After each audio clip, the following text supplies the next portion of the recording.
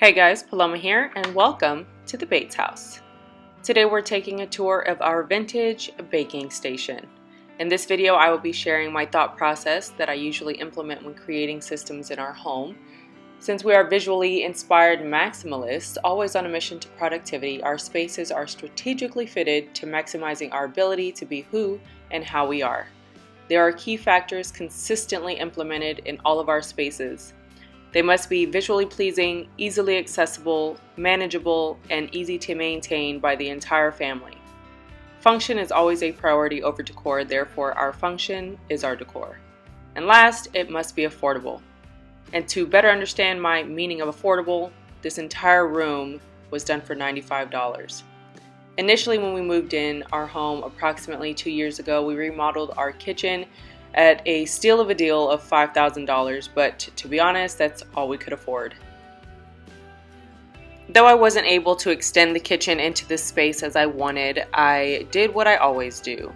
When something doesn't sit right with me, I fix it. See a need, fill a need. In our home, we have grown beyond collecting. Instead, we use our treasures on a daily basis. I love vintage dishes, decor, and I definitely love the concept of refurbishing furniture because there is a bond created with your pieces through the process that heightens that end result, stand back and love it feeling of accomplishment. If you've ever taken on the long and daunting task, then you understand. My most absolute purpose in creating this content is to inspire you to create a beloved space that brings you peace no matter the condition of the outside world, and to do it on a budget.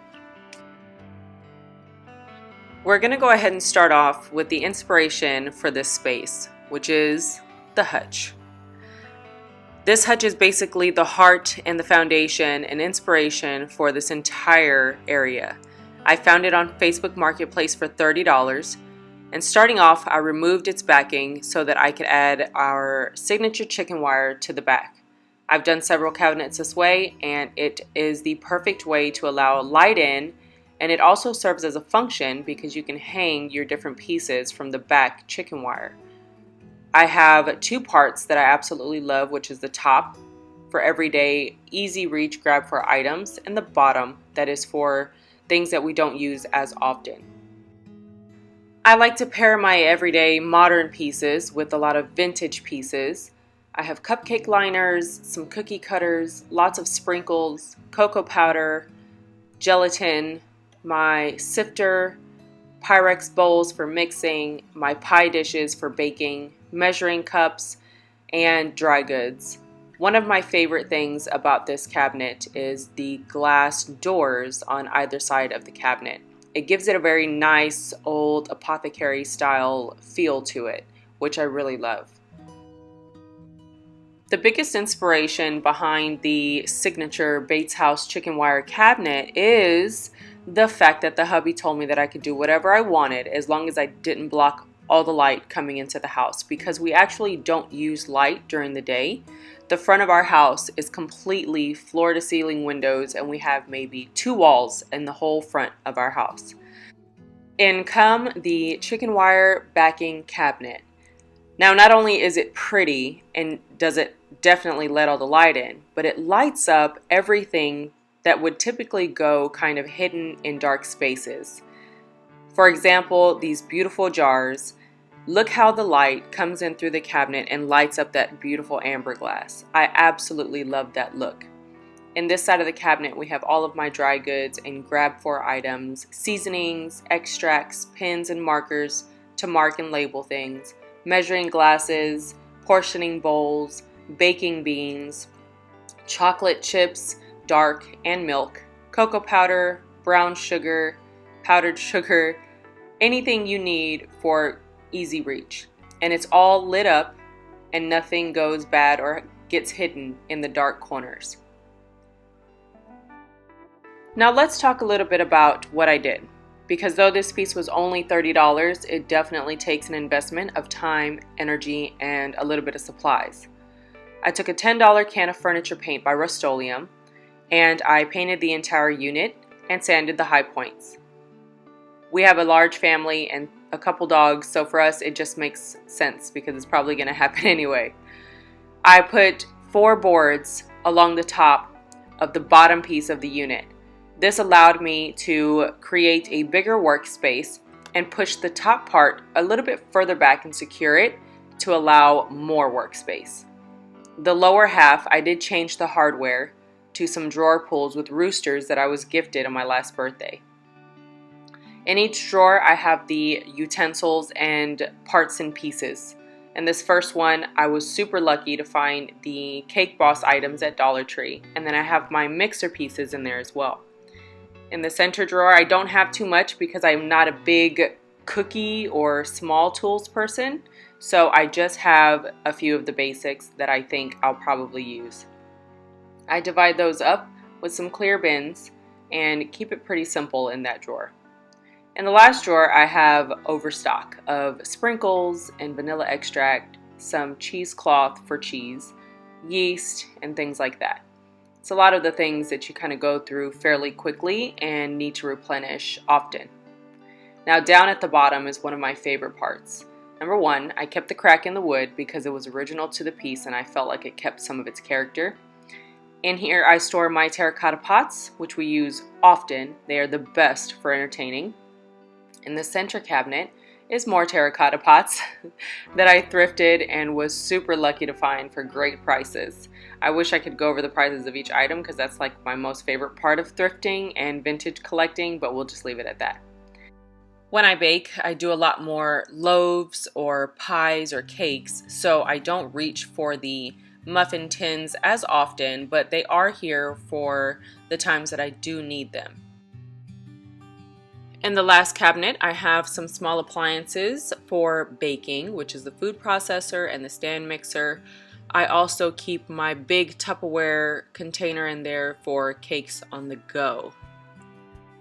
I know at some point I'm going to be asked if the chicken wire keeps the piece structured, and if you know chicken wire at all, if properly done, it is extremely strong. So the answer is yes, definitely, as long as you pull it very tight. Now moving on, we are moving into the second most essential part of this space, which is my pie-safe work island. This island was actually created from half of an armoire. I found the armoire for $50 and the hubby picked it up for me one day at a thrift store, and it sat for a few months. I couldn't figure out what it wanted to become, and finally one day I was up all night long wanting a pie safe. The next day we went through so many different variables of what we could put together, and this wound up being the solution. So we pretty much chopped the armoire in half. We added some corral boards to the top, beautifully stained. I painted it with the same paint and distressed the high points. Considering that the top portion of the armoire is still functional, I have taken $25 as a total investment cost for the bones of this piece, and I totally think that could fall in anybody's budget. On the inside, we added a shelf. The lower half is for my vintage storage containers and pie baskets, and then the top shelf is for anything that I have resting. Now we do still have to put the vents in this piece. We haven't done it yet, but it's going to be a nice metal mesh framed with a cute little frame, and that was an idea that Alma gave me, which is my BFF, and I am in love with this cabinet, guys. Now, one of the problems was that the decorative doors were going to be facing the living room because I wanted them to be decorative as you looked into the space and look nice. But I also needed doors on the back half because the armoire didn't have doors on the back half. So we took the doors from the top part of the armoire, cut them down and put them onto the back, and we took the drawers and flipped them around and took the hardware off to make sure that I could pull them out from the baking station side of the cabinet, which turned this piece into the most perfect double-sided cabinet. Now in here, in one of the drawers, I just keep all of my beeswax wraps and liners. We are actually on a reduce waste kind of journey, so we don't use styrofoam plates or anything like that. I try my best to create my own liners out of 100% cotton because we are composting as well and they can be composted. It's just a personal preference, and I don't like to spend money on plates and stuff like that either. And in the next drawer, I keep all of our reusable Ziploc bags. You can get these off the Grove Collaborative. I will try to remember to link that down below. Now, I think for $25 in this piece, it is a fantastic price point for a functional system that I definitely love using and I love to look at. Moving on, one problem that I did have was my boards kept sliding around as I was making my dough and doing all that because the dough suctions to the board and all that fun stuff. So I took this towel rod that actually went everywhere in the house. It's been from room to room to room and it never got used. And I decided to take it, flip it upside down, mount it to the side of the top, and it works perfect to hold my towel and hold my board in place. So whenever I'm pushing down on the dough or the board slides or lifts, it doesn't fall off anymore and it's not pushing into my stomach. I wanted to put a wood lip there and then I found this instead and it just worked out to be perfect. So that is a look at my pie safe.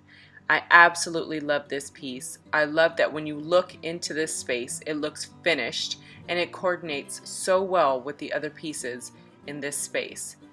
Very happy with this. And it only took a small investment into the bones and a little bit of work. From the pie safe, we can go ahead and take a look at one of the items that I actually got for free. One day, our neighbor actually told us that she was clearing out a unit and had this glass cabinet. And to me, it was totally apothecary style. It had glass panels on the front and on the side. It did have a backing with a black and white fabric on it. I ripped that out and I put the chicken wire again because initially this cabinet was in front of a window. Again, using the Rust-Oleum furniture paint, I painted this cabinet, distressed the high points, I put some old vintage hardware on there, and I converted the drawer from a one pull to a two handle drawer. And we cut some 4x4s and put them across the bottom of the unit, elevating it from the floor and giving it a nice little lift. I love the way everything just shines through because the entire unit is open with the glass and the chicken wire. So nothing gets lost in those dark corners and everything is on display. When you look in through the side, you can see everything so beautifully. I love the way this whole cabinet just came together, and the black paint underneath I felt like added the perfect dark touch when I distressed it. On the inside, the shelves are very wide. As you can see, I can fit a small cooktop appliance in there along with some larger pots, including some vintage aluminum and copper pots and my teapot. Love that thing. And in the next shelf, I have my baking tins, a Lazy Susan, and my ginormous size mixing bowls. These are just perfect for all kinds of different things, and I grab for them every single day when making dinner or desserts. On the bottom shelf, I have my serving trays, which I use the most often, and some warming trays as well, along with my basket liners. They're supposed to be for paper plates, but I use them because they are perfect for my beeswax liners. And I keep my pizza trays down there as well. On the bottom shelf, the only thing we have to do is cut a piece of wood so that it coordinates with the rest of the shelves. But aside from that, this unit is done. I took some plywood and cut them to size. I stained them with a light hazelnut and pecan, and I love the way it's just a contrast to the darker shelf that is on the top.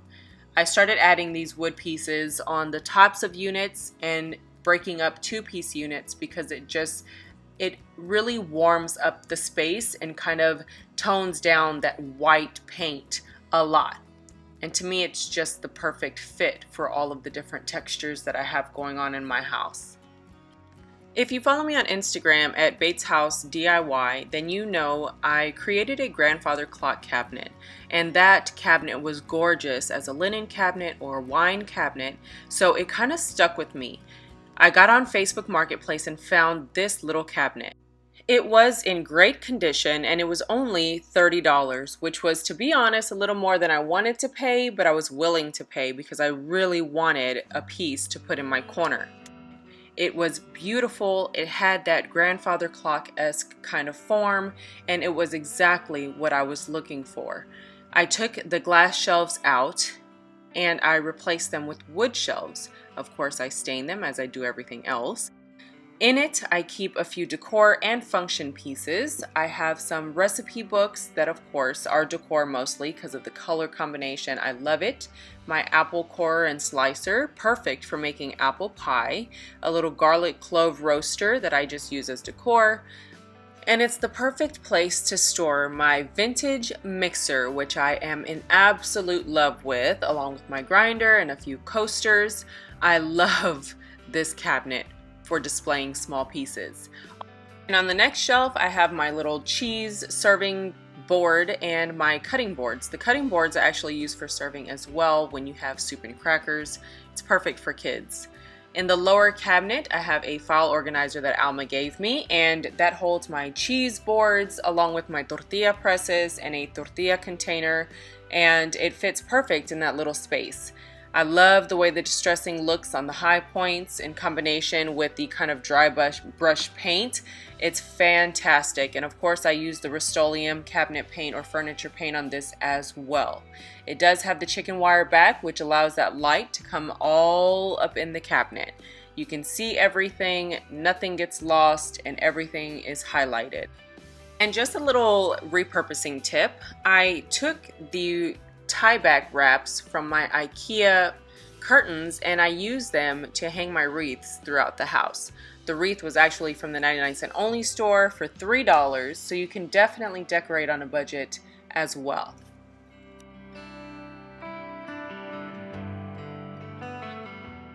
The next piece is actually one of my most recent refurbished furniture pieces.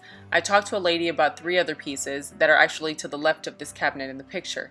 And she wanted $40 for those pieces and threw this one in because they were actually going to donate it, and I told her I would take it. So taking the $40 cost and averaging it into 4 pieces made this one a $10 purchase price, which for me is definitely in my price range. Of course, I took the same can of Rust-Oleum paint and painted this entire unit. I do have to go back and sand the high parts and clean up the bottom. Aside from that, it's almost done. Now, I knew exactly what I was going to do when I saw this cabinet. I painted the inside as well, and I kept the backing on this one because I actually liked the lines in the paneling, and I added wood shelves. Now, the purpose of this cabinet was to take place of a black, tall, and wide wicker basket that I stored my linens in. It had my doilies, placemats, fabric placemats, wicker placemats, and all that. And it was actually the same width. All it did was give it a lot more vertical space, and of course it's a furniture piece that is beautiful. And I love when you get this nice crackling surprise in the paint whenever you paint some old pieces sometimes. It's one of my favorite textures to come across. My favorite element to this piece has to be this huge glass panel window. It is beautiful and it's so wide. When you open this space, it's just so inviting. On the lower shelf, I have some recipe books with a basket that is full of my table runners, muffin display in a tin. On the second shelf, I have another tin and a basket holding some placemats. I have recipe books, canning books, my teapot or tea kettle that I actually brew tea in and serve to the family, recipe box with vintage recipes. There are just so many fun, vintage, and functional, useful elements to this cabinet. I'm so happy that I found it, and I was willing to bring it home and put some work into it and give it a whole new life. Again, I still have to clean and distress the cabinet doors, but they hold all of the larger placemats that can't go rolled up or folded. I really love this little space, and it looks 10 times better than a wicker basket. Now, this little shelf here is actually not permanent to this space. It was in place of the shelf that was by the refrigerator. and I am simply going to keep it here until I find a permanent home or space for it. Right now it's just holding a huge basket of some flowers, a wax melter, my cutting boards, my TV tray, and some metal copper tins that just hold some cookie cutters. I will find a permanent space for it, and then I'll just move these other pieces into another space. But for now, it's just going to stay right there.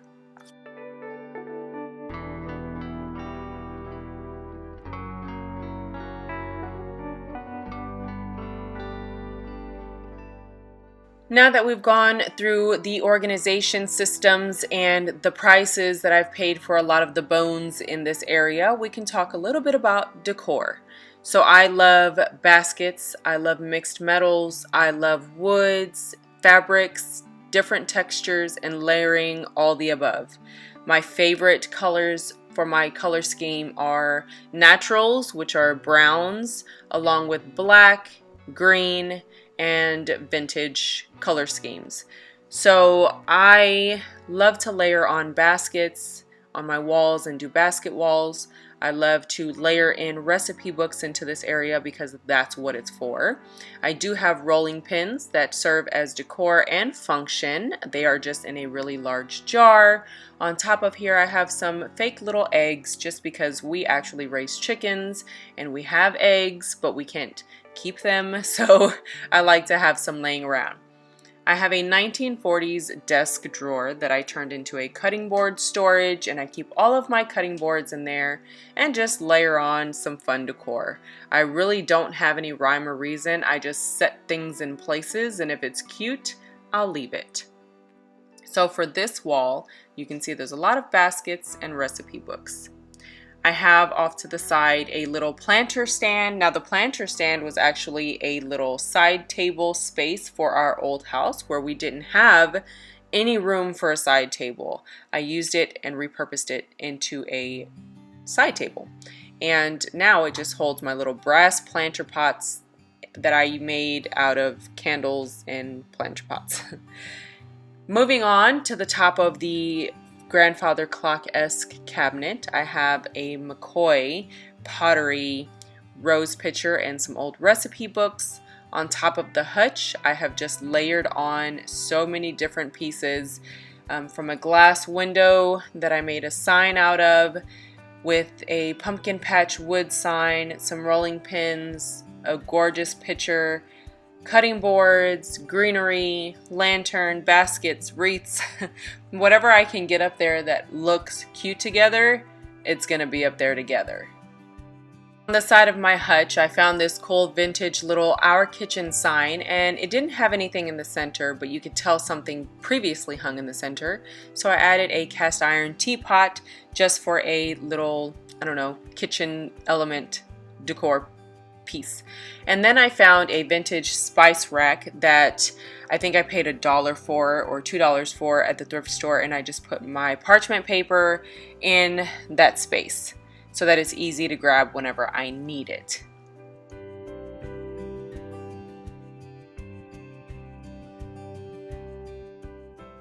My baking station is actually off to the side of our kitchen that I spoke of previously.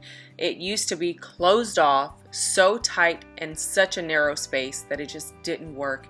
But all we could afford was to open it up, take care of the plumbing and the wiring, and that was pretty much it, exhausting our budget. Well guys, that is pretty much it for the Bates House Vintage Baking Station tour. I really do hope that you found this video inspirational. I do hope that I was able to give you guys some creative ideas and storage solutions. If you did enjoy this video, go ahead and give it a big thumbs up. I would very much appreciate it. If you want more content on stations that I have throughout my home, because that's how we kind of outline our home, let me know in the comments down below. If you are new to the channel, welcome. Don't forget to hit that subscribe button and the notification bell on your way out to be notified of any new content whenever I do post. I have been promising these videos for quite some time since we moved in, and I am so happy to finally get to them for those of you that have supported the channel for a while. You can follow me on my social medias on Instagram and my Facebook group at the Bates House. You can also follow my Etsy shop where I sell tons of vintage decor and functional pieces. I will try to remember to leave the Grove Collaborative link down below for you guys as well.